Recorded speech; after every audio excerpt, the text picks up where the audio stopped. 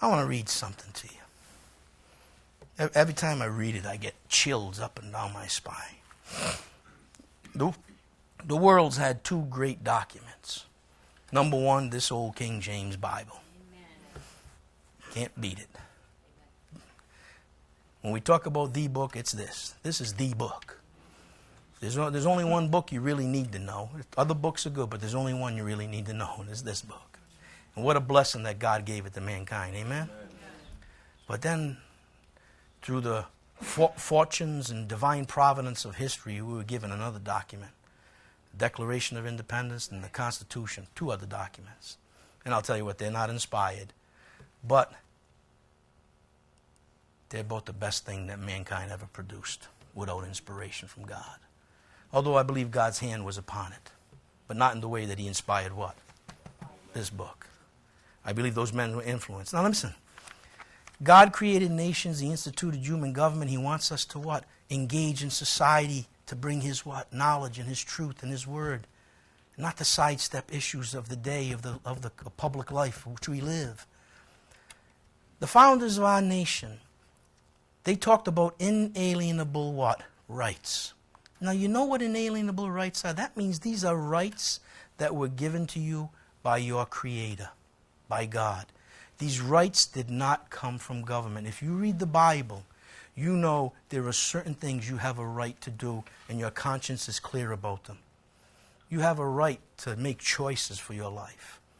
You have a right to raise your family as you please. You have the right to worship God in the way that you feel his word tells you to. You have the right to defend yourself, and nobody gives you that right, to protect what's yours. Many things that we know just from our conscience. These are called inalienable rights. These are ours because God created us and put that what? In us. We have a right to protect because we have an instinct of self-preservation. And the founders of our nation, not all of them were Christians. But the thing about them is many of them were deists, but many of them were Christians. But even the deist is a person who believed God created all things. Jesus was just a good teacher. We're not sure about who he was. But there is a God who created everything and put certain what? Knowledge in our minds. Like Jefferson was that way, Franklin. But they believed in what was called natural law, which Christians don't understand and people don't understand. Natural law is this. That is the law that is innately in us by simply being born into the world. In other words, it's that which God has placed in us by the very fact that we have been born into this world. And they set up a constitutional government based on natural what? Law. Certain things that everybody knows that you don't need to be taught them. And these are rights that a government does not grant. We got into this whole problem of all the banking crisis and the mortgage crisis because government said, well, we now declare that everybody has a right to own a home. Well, that's not an inalienable right. According to God, if you don't work, you don't eat. All right? God says, you want a home? Get off your rear end, work hard, save, be wise with your money, and maybe someday you can own it. But you have the right to make choices with your life, but you don't have a right to have a home. See, now governments get in the business of giving rights today. Now, let me tell you something that may shock you. Government's job was never to give anybody a right. Government's job was to protect the rights that God had already given men. That's what inalienable means. Do you understand?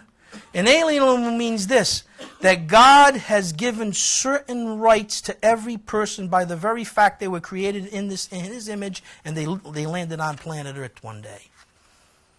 Government was created to protect the rights that God had given everybody. Isn't that interesting? You see, government cannot give you a right, folks. They can try to take it away, but they can't give it to you. Let me read you something. Government does not give rights. They protect it. God gives rights. Amen. And the founders knew this. And listen to what they wrote. Wow, it thrills me every time I read it. Remember reading this way back when you were in, some of you probably never did, the Declaration of Independence. The Congress, July 4th, 1776, the unanimous declaration of the 13 United States of America. When in the course of human events it becomes necessary for one people to dissolve the political bands which have connected them with another, and to assume among the powers of the earth the separate and equal station to which the laws of nature and nature God entitles them. Did you get that? To which the laws of nature and nature's what? God entitles them. Natural law. Put in us by who? God. No government gave it to me. They try to take it away, but God gave it to me, not them. A decent respect to the opinions of mankind requires that they should declare the causes which impel them to the separation.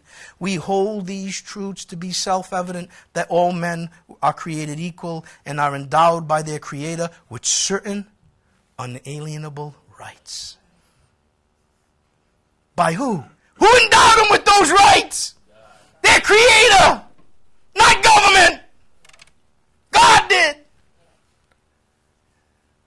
And when they say they want to take them away, I don't have to obey them.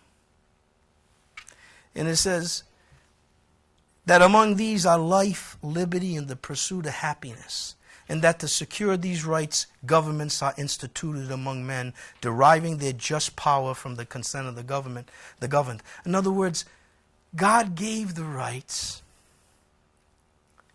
Government was created to what? Protect the rights. Wow. What a revelation.